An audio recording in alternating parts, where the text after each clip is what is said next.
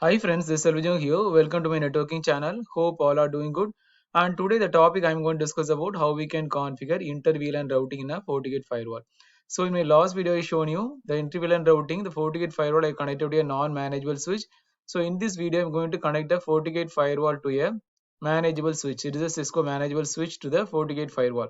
So the physical port I connected port 2 and the port 1 I have connected to the GNS3 cloud. This is mainly for accessing the GUI of the FortiGate firewall. Okay, so port 2 I connected to the Cisco switch, and this particular interface, physical interface, I am going to create two sub interfaces, one for VLAN 10 gateway and another for VLAN 20 gateway. So the gateway IP is 10.1 and 20.1, and this corresponding PCs are PC1 and PC2.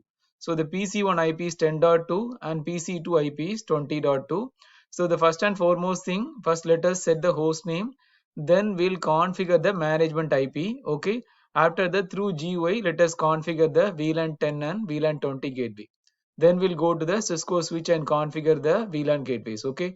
So let us go to the FortiGate firewall. So let us go to FortiGate firewall. It is prompting for the username. So the default username is admin. Now it will prompt for the password. Okay.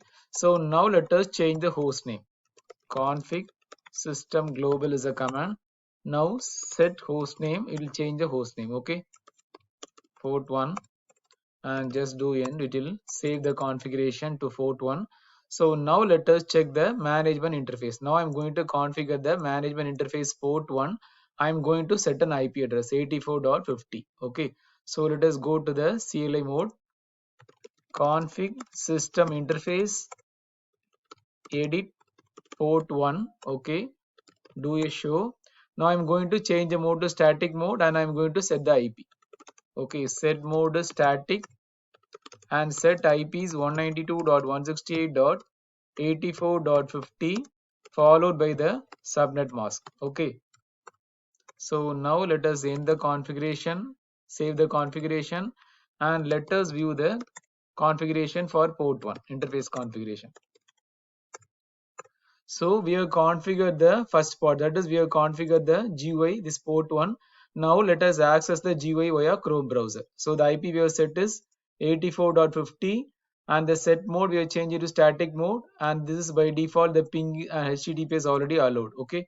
So now let us open the Chrome browser and let us access the 84.50. So let us access 84.50 192.168.84.50 and now let us log into the username and password. Okay, so in this what I'm going to do, the physical interfaces which is connected to the Cisco switch is port 2. So out of this physical interface I'm going to create two sub interfaces, one for VLAN 10 gateway and another for VLAN 20 gateway. Okay, so let us go to the graphical thing, go to a network interfaces, and you are able to see, right, port 1 is for management port 84.50 and port 2 I have not configured any IP. So just click port 2 and go to create new interface and let us go in. I'm going to create the first VLAN gateway. So the name will be VLAN 10. Already the type is in VLAN mode. Okay, so the alias let copy and let us give the same thing, and interface is port 2, that is second interface. Out of this physical interface I'm creating two sub interfaces, port 2 and the VLAN ID is 10, and now let us configure the manual gateway.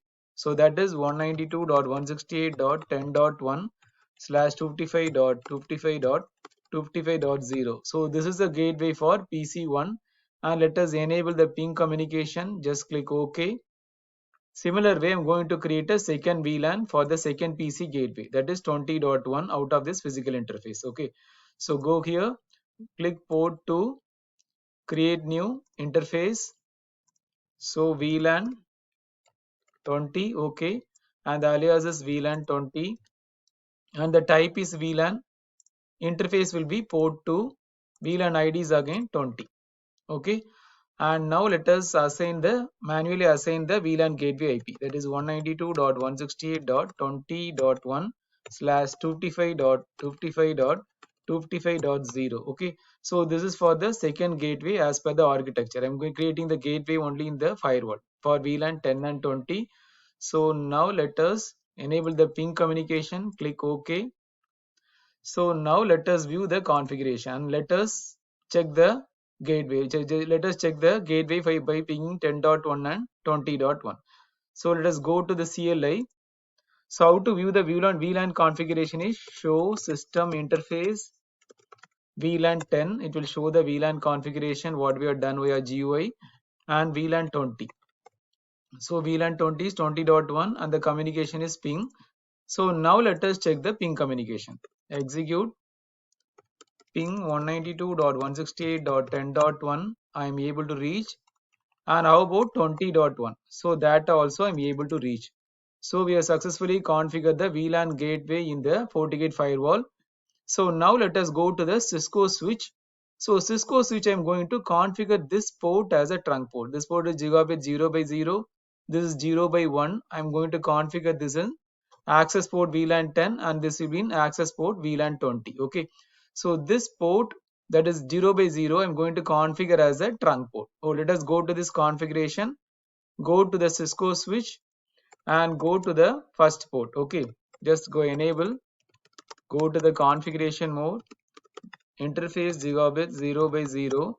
I'm going to enable this port as a trunk port. So switch port trunk encapsulation dot 1q switch port mode trunk, and then let us do a no shut. Okay, so we are done with the trunk configuration. So now let us configure this port 1 and port 2. This is port 1 0 by 1 which is in access mode. I'm going to set it in VLAN 10, and this port I'm going to set it in VLAN 20. I hope you're following this. So go here, go to the configuration mode, interface gigabit 0 by 1, switch port access VLAN 10. So there is no VLAN created, so it is creating VLAN 10.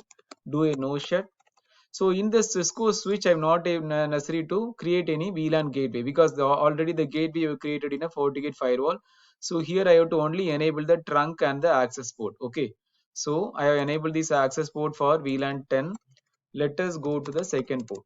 Interface gigabit 0 by 2, switch port access VLAN 20. It is created VLAN 20 also. Do a no shut.